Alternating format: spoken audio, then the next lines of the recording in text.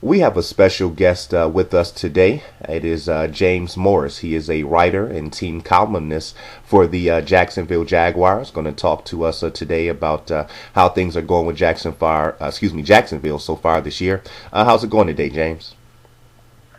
Doing pretty good. How are you doing? I'm doing good myself, and so let's go ahead and hop right in. And the first thing that I want to know, I'm quite sure a lot of people want to know, is what is the culture in Jacksonville right now? You know, this is a franchise that has been losing for a very long time. So you know, what's the the vibe down there? Do fans are fans still loyal and dedicated? Do they expect for this team to win? Have they gotten accustomed to a losing franchise, and that's what they expect? And even in the locker room, the players, you have a new head coach in Gus Bradley. So overall, what would you say like the vibe and the culture is in Jacksonville with the fans as well as the organization? If you go to a game in Jacksonville, you would be shocked as to how much the fans are actually, they love the team. They love this team. They're dedicated to this team. They love their Jaguars. And the new owner came in, completely changed the culture, the thought process from we're just going to get by and, we hope we can put a good product on the field to we're going to put a good product on the field. We're going to make you want to come to the games and you're going to have fun watching our team. Obviously, the record isn't what you want it to be. There's a growth process. I think the fans understand that when you have a young team with, rookie wide receivers, rookie quarterback, you're trying to figure out who your running back is going to be. Your defense is in a little bit of a transition. Everything is in flux, but the future is looking bright in Jacksonville, and I think the fans understand that when they take a step back and don't look at the record this year, just look at the long haul. The fans understand that the culture is great. They love the team, and they do know that sometimes before it gets better, it's going to get a little bit worse. It got worse. Now it's getting better. You're just not seeing the product of that just yet. That's still maybe a year or 2 or 3 years away. Yeah, for sure. I did happen to see something online in the last couple of weeks saying that the Jaguars, despite their losing record, had like one of the best stadium and fan atmospheres, like swimming pools at the game and stuff like that. So it's good to know that the fans are hanging in there with them while they are struggling and making a transition. And speaking about that, they have their franchise quarterback, Blake Bortles. I certainly like the things that I've seen out of him thus far. As like any other rookie, he's had his struggles. He's had his up and downs. I think he got into the lineup probably a little sooner than what they wanted, but I think the writing was on the wall, so why not, let him get in there and, take his bumps and bruises, and I think it's something that, will benefit him when he's the starter next year. And so, how is the franchise, the coaching staff, the fans, are they satisfied with the progress and growth that he's making? Again, it may not reveal in the numbers. Usually weekly you're seeing him, 2 or 3 interceptions, a lost fumble, but, overall, because practice factors in, and just, things like you said, watching on film and seeing this player grow. Is this a guy that the franchise, in particularly, is happy with the growth and the maturation he's making thus far? Yeah, Bortles is definitely, he's the guy in Jacksonville. And like you said, we all knew it. The season started off hard. You lose Blackman, you lose your number one wide receiver. It's hard to go from there. And then you have to throw your rookies in there. You have to throw, Marquise Lee and Allen Robinson, and you have to throw them in there. Allen Hurns comes in as an undrafted free agent and just blows stuff up. So then you have the coaching staff, looking to try to find the rhythm. But, now they've got Bortles in, and he's the franchise quarterback. Allen Robinson is really stepping up as the number one receiver. Allen Hurns has been a great surprise at wide receiver. And then Denard Robinson, has shocked a lot of people. He came in there, and the first couple of years, they didn't really know what to do with him. He had that Cordell Stewart hybrid running back wide receiver. What do we do with them? They brought in Toby Gerhart, so then it kind of created a little bit more mystery with the running back situation. And then Storm Johnson's in there. So you have some good depth on this team. They're just young. And like you said, with any quarterback, he's going to make mistakes. Peyton Manning wasn't the MVP his rookie year. People forget that. Bortles is a rookie. He does have some interceptions. He does have the fumbles, but we're seeing a lot of good things from him also. He's not, getting back in the pocket and being gun shy like some of the quarterbacks in the past. We're seeing progression from him, and we know that in 2 or 3 years, once we get the offensive line maybe a little bit more shored up, and you fix a little bit of the defensive problems, this is going to be a really good team that can do some damage in this conference that they're in. Yeah, for sure. And speaking about that, it appears, I know that I had to give the Colts franchise some kudos for the great job they did. I'm a firm believer, that you certainly want to, if you have a rookie quarterback or a young quarterback, you want to surround them with as many veterans and as talent as possible. But to me, it appears that Jacksonville, whether it was on purpose or kind of the way it worked out, but I like what they did as far as bringing in young talent together. So hopefully they can grow together. I referenced the Colts because when they drafted Andrew Luck 3 years ago, they also drafted a rookie running back, Vic Ballard. They drafted 2 rookie tight ends in Kobe Fleener and Dwayne Allen. Drafted a couple rookies at wide receiver in T.Y. Hilton and Levon Brazil, who's not playing this year due to off-the-field issues. And I see the same type of things that Jacksonville did. You have, like you said, Denard Robinson, still young. He's not a rookie.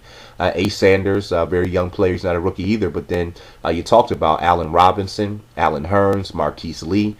They're all rookie players. And even the most established receivers are still on the younger end of their career. We're talking about Cecil Shorts III.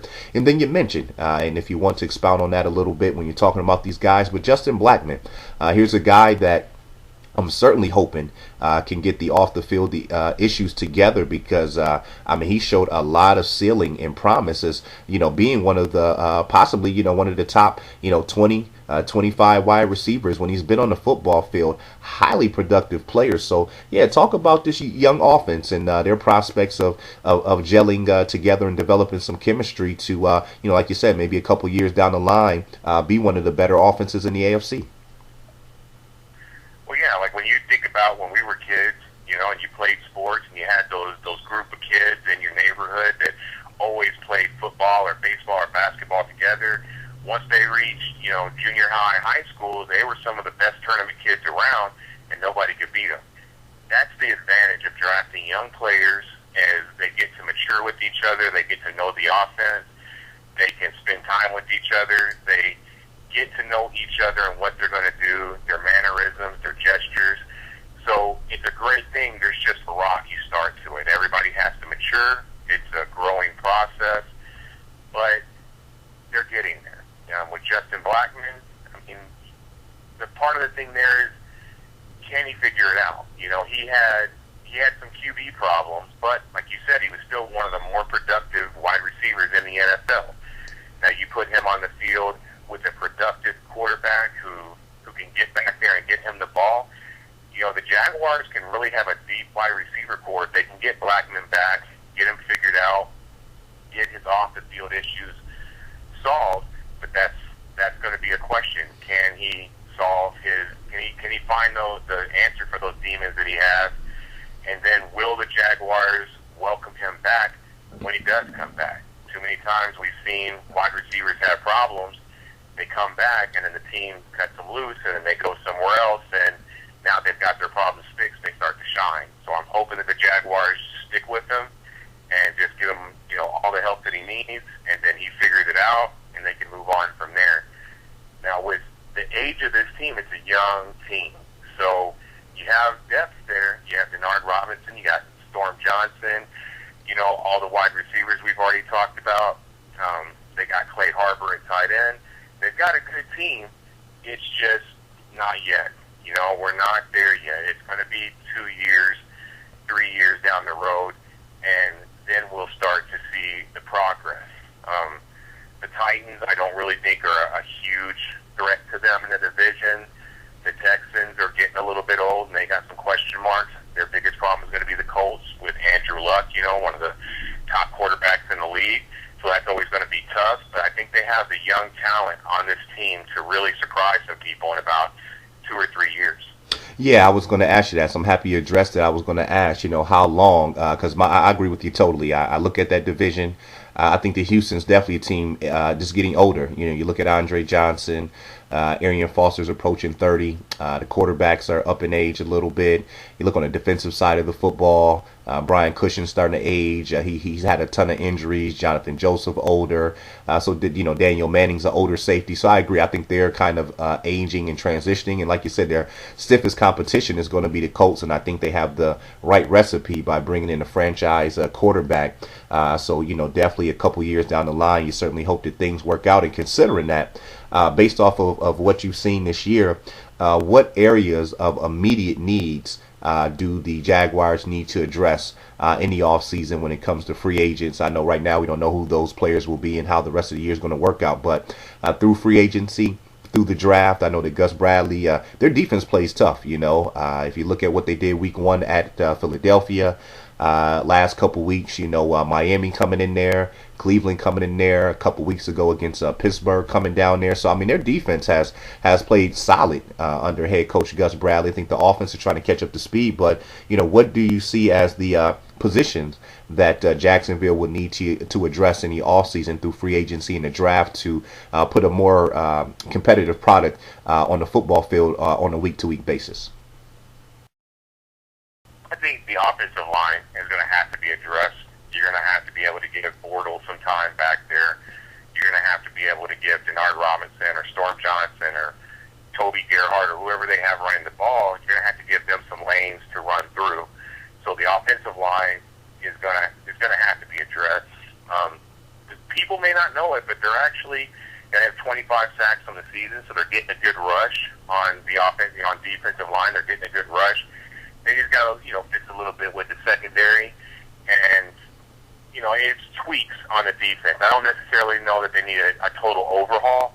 Everybody can be better on defense. The way the rules are set up in the NFL now, you're seeing higher scoring games, which kind of makes people think like, oh, the defense needs to be fixed. Well, that's just the nature of the beast with the rules and the pass interference and the things you can't do. You're going to see a little bit more higher scoring.